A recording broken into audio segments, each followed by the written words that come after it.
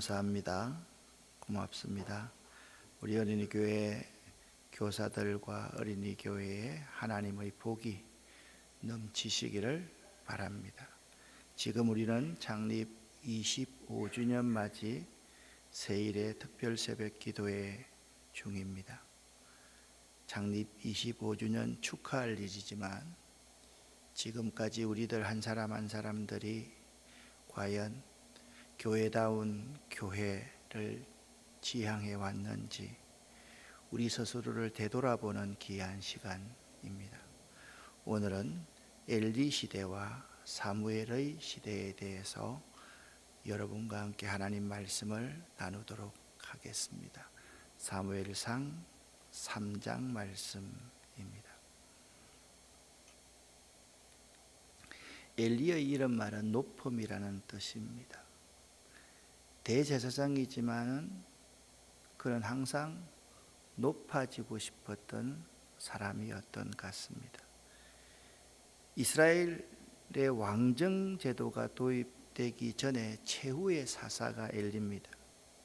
사실상 엘리는 그 시대 이스라엘 민족의 전권을 가지고 있는 사람이었습니다. 엘리는요 실로에 거주했으며 아들 홈니와 비느하스는 하나님을 업수히 여기는 자들이었습니다. 하나님에 대하여 죄를 지은 이 홈니와 비느하스 이 두 아들들은 블레셋과의 전쟁에서 패하여 전사하였고 언약궤 법궤조차 빼앗겼다는 소식을 듣게 되자 충격으로 엘리는 의자에서 굴러 떨어져 목뼈가 부러져 죽었습니다. 사무엘상 2장 12절과 2장 21절은 엘리의 아들들과 사무엘이 어떤 모습이었는지를 잘 대비해 주고 있습니다. 먼저 2장 12절을 읽겠습니다. 엘리의 아들들은 행실이 나빠 여호와를 알지 못하더라. 여호와께서 한나를 돌보시사 그로 하여금 임신하여 세 아들과 두 딸을 낳게 하셨고 아이 사무엘은 여호와 앞에서 자라니라. 아멘. 우리가 이 말씀을 읽어보면 우리의 자녀와 손들 가운데 여호와를 알지 못하는 자녀와 손들이 많이 있을 거라고 생각합니다. 그리고 여호와 앞에서 자라는 아이들도 있을 거라고 생각합니다. 여호와를 알지 못하는 자녀라면 여러분과 제가 그 아이들을 잘못 키웠기 때문에 지금부터 눈물로 회개하며 돌아오기 위해서 기도해야 될 것이고, 그렇지 않고 교회 안에서 말씀 안에서 자라는 자는 더욱더 여호와 앞에서 자랄 수 있도록 우리가 그 아이들을 잘 섬길 수 있어야만 될 것입니다. 이 엘리가 살았던 실로에는 회막이 있었는데요, 여기에 하나님의 임재의 상징인 언약궤를 모셨습니다.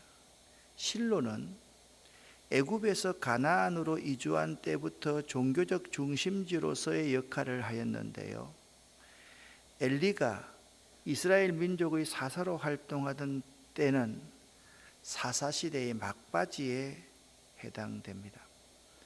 엘리가 죽은 후에 목뼈가 부러져 죽은 후에 사무엘이 대제사장 및 선지자 및 사사로 활동하며 이스라엘은 사사시대에서 왕정의 시대로 넘어가게 되므로 실로의 시대는 막을 내리게 되고 다윗의 아들 솔로몬에 의해서 예루살렘 성전이 건설되면서 종교적인 중심지가 예루살렘으로 이동하게 됩니다. 그러니까 실로의 시대를 마감했던 사람이 엘리였습니다. 그가 하나님 앞에 바로 살지 못하고 죽음으로 실로의 시대가 마감되고 새로운 왕정 시대, 모든 종교의 중심이 예루살렘으로 바뀌게 된 것입니다. 우리가 오늘 본문인 사무엘상 3장 1절부터 10절까지를 볼 터인데요, 먼저 3장 1절 말씀을 함께 읽겠습니다. 아이 사무엘이 엘리 앞에서 여호와를 섬길 때에는 여호와의 말씀이 희귀하여 이상이 흔히 보이지 않았더라. 아멘. 사무엘이 엘리 앞에서 여호와를 섬길 때, 여기 엘리 앞에서는 엘리의 감독과 지도, 교훈을 받으면서 자랐다라는 말입니다. 그리고 섬긴다라는 히브리어 샤라트라는 말은 구약 성경에서 성전 봉사활동을 말할 때 주로 사용하는 단어입니다. 그러니까 사무엘은 엘리의 감독과 지도를 받으면서 성전에서 봉사했다라고 저자는 말하고 있습니다. 그런데 그때의 상황이 여호와의 말씀이 희귀하여 이상이 흔히 보이지 않았던 시대였습니다. 여기 여호와의 말씀은요, 구약의 선지자들에게 하나님께로부터 주어지던 신적 계시를 일컫는 명칭입니다. 또한 여호와의 말씀이 희귀하여서 이상이 흔히 보이지 않았더라는 표현은 그 시대의 타락하고 부패한 영적 상황을 암시해 줍니다. 또한 계시의 희귀함은 백성들의 영적 도덕적 타락에 대한 하나님의 심판의 일종이었습니다. 즉 엘리 시대는 선지자들은 하나님의 말씀에 무관심하고 무지했음을 알 수 있으며 그 시대의 지도자들과 백성들의 영적 도덕적 타락이 매우 심하였음을 알 수 있습니다. 제가 왜 이 말씀을 서론에 길게 합니까? 오늘날 이 시대가 엘리의 시대가 아닌가라는 생각이 듭니다. 주의 종들은, 교회의 평신도 지도자들은 하나님의 말씀에 무관심하고 무지했습니다. 그 시대의 지도자들과 백성들은 영적 도덕적으로 매우 타락이 심하였던 것처럼 우리들에게도 그런 영적 도덕적으로 매우 심한 타락이 와 있는 시대입니다. 그 시대를 단적으로 보여주는 것이 오늘 3장 2절과 3절 말씀입니다. 함께 읽어보겠습니다. 엘리의 눈이 점점 어두워가서 잘 보지 못하는 그때 그가 자기 처소에 누웠고 하나님의 등불은 아직 꺼지지 아니하였으며 사무엘은 하나님의 궤에 있는 여호와의 전 안에 누웠더니. 아멘. 우리가 흔히 생각하면 엘리의 눈이 점점 어두워갔다는 것은 엘리의 나이가 많아졌다라는 의미가 아닐 겁니다. 사무엘서의 저자는 점점 더 약해져가는 엘리 제사장의 영적 무감각을 지적해주고 있습니다. 그러므로 이 표현은 사무엘이 하나님의 음성을 들을 때 3번씩이나 하나님께서 사무엘아라고 부르셨을 때 엘리가 사무엘을 대하는 행동이 왜 그렇게 했는지에 대해서 우리가 잘 알 수가 있습니다. 4절입니다. 여호와께서 사무엘을 부르시는지라 내가 여기 있나이다 하고 엘리에게로 달려갔더니 아니 다시 누우라 내가 안 불렀다. 다시 여호와께서 사무엘을 불렀을 때 사무엘이 일어나 엘리에게로 가서 당신이 나를 부르셨기로 내가 여기 있나이다. 아니야. 여호와께서 3번째 엘리를 불렀을 때 사무엘을 불렀을 때 엘리가 여호와께서 이 아이를 그때서야 부르신 줄 깨달았다 그렇게 말씀하고 있습니다.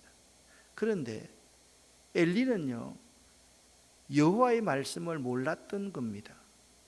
엘리는 여호와의 말씀에 대해서 무관심한 겁니다. 엘리는 무감각한 겁니다. 엘리의 관심은요 하나님의 음성이 아니라 하나님보다 자기 자신과 자식을 사랑하는 데 관심이 있었음을 보여줍니다.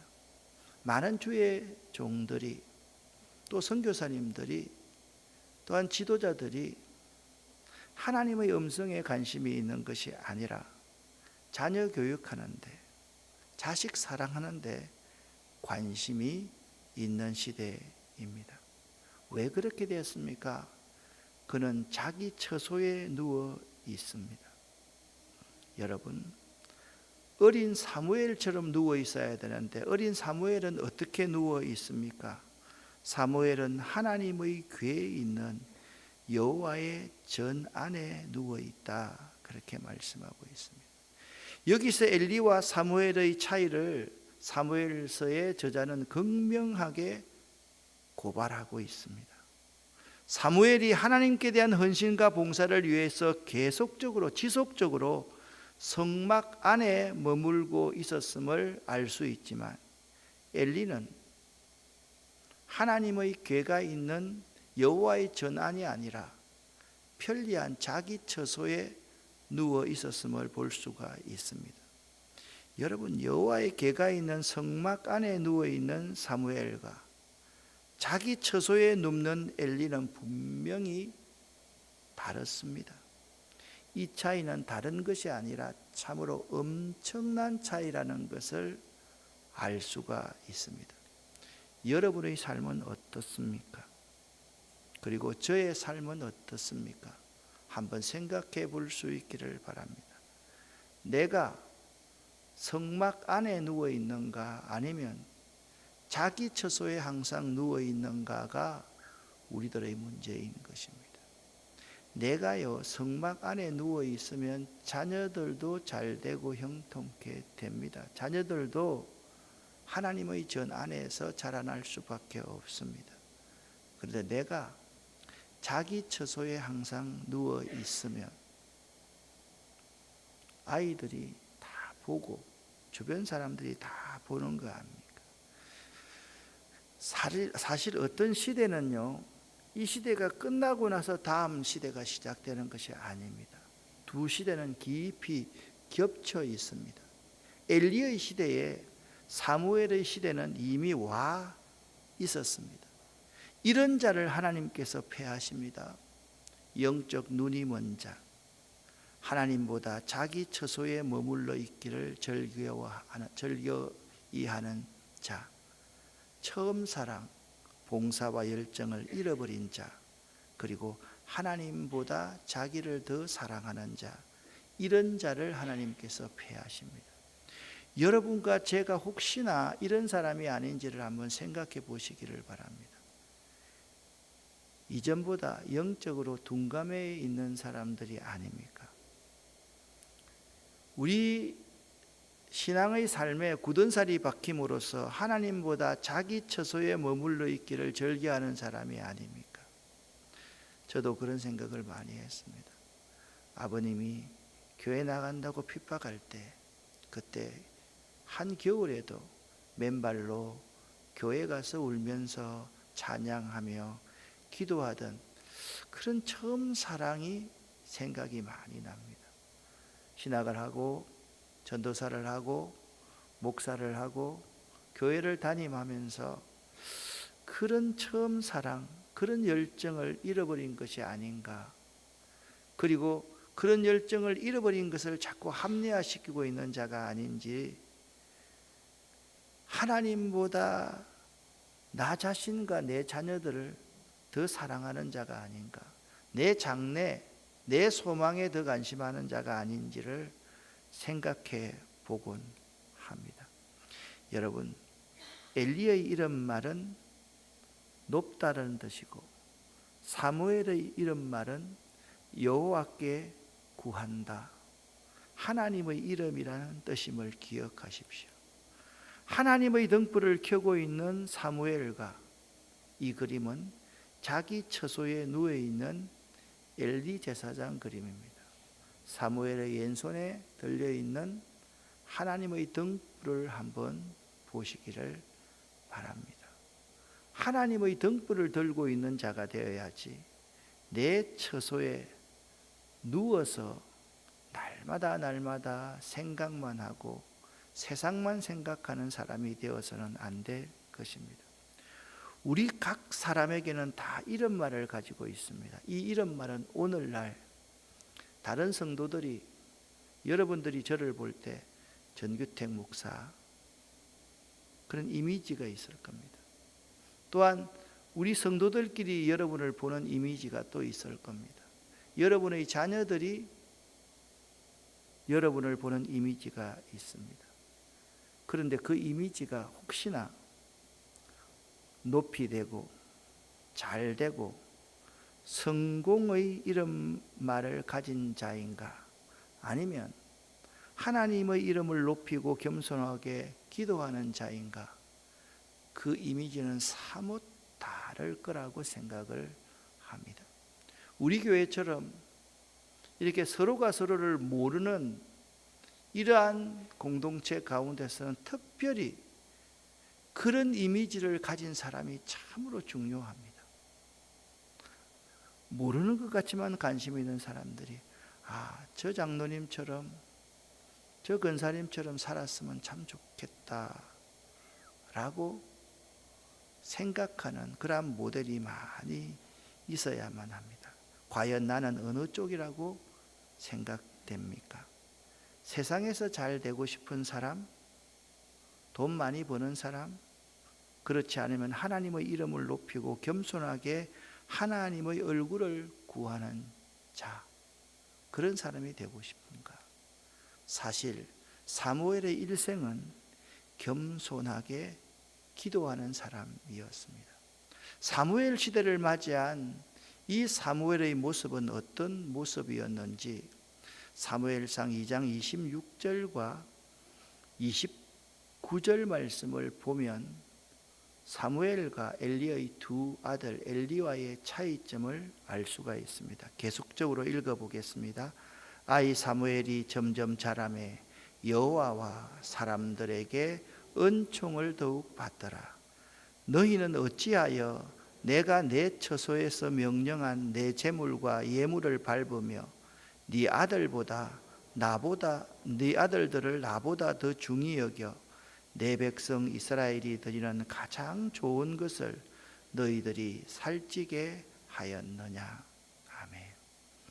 사무엘은 아이 때부터 여호와와 사람들에게 더욱더 은총을 받았습니다. 이 모습은요, 누가복음 2장 51절 52절에 보면 예수님의 어린 시절과 똑같다라고 묘사하고 있습니다.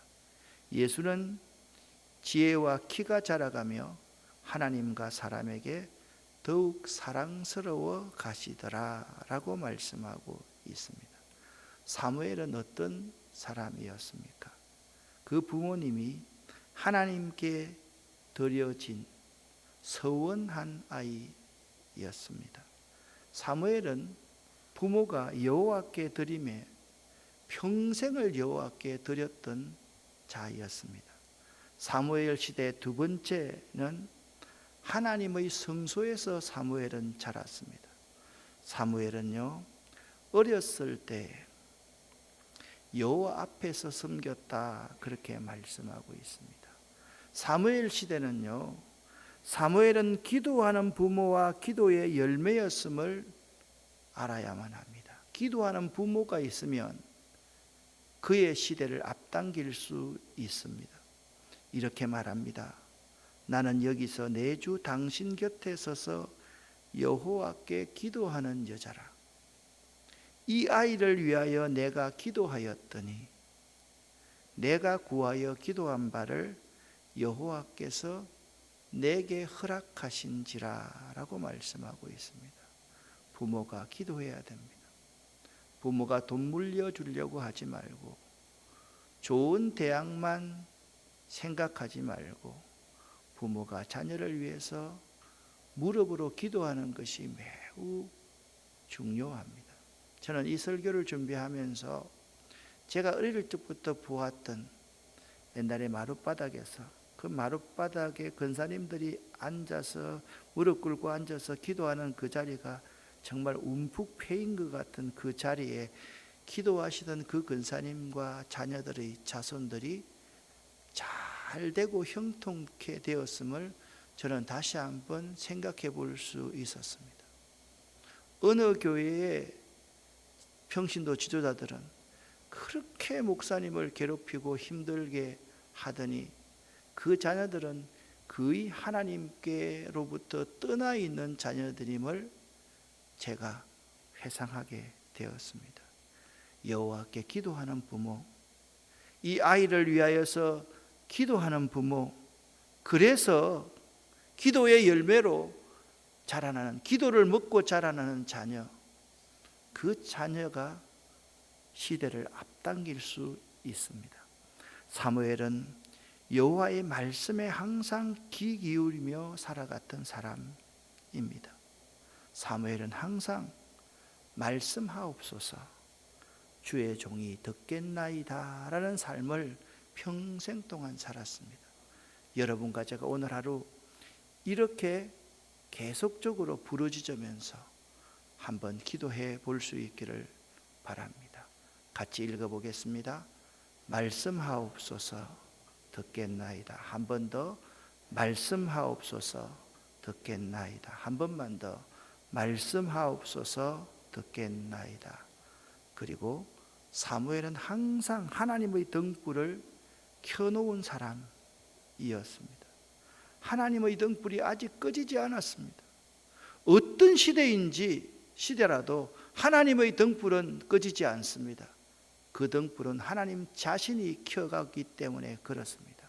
그러나 그 등불을 지속적으로 켜지게 만드는 사람, 켜놓는 사람은 사무엘이 되어야 되고 사무엘의 어머니가 되어야 되고 그리고 우리들이 되어야만 합니다. 6번째입니다.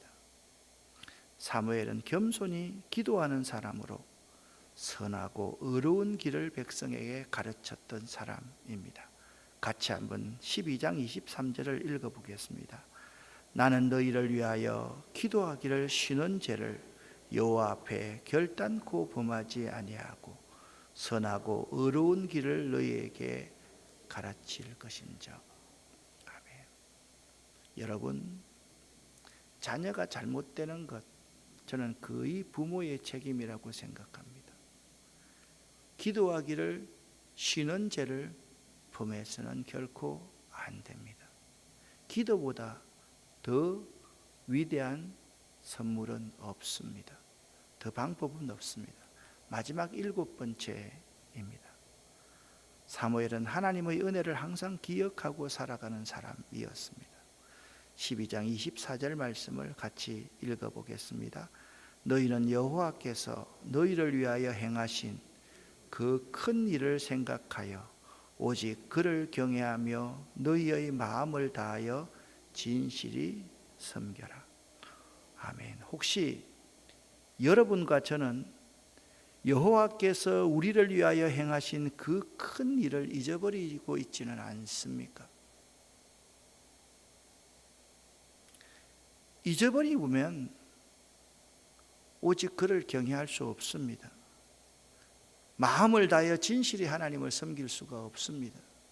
우리 우리들이 예배를 소중히 여기지 않고 하나님 말씀을 소중히 여기지 않고 신실한 신앙인으로 살아가지 않는 이유는 뭐냐면 하나님의 은혜를 항상 기억하지 않고 하나님의 은혜를 잊어버리고 살아가기 때문임을 알아야만 합니다. 사랑하는 성도 여러분, 사무엘처럼 우리들의 시대를 한번 열어가 볼 수 있기를 원합니다.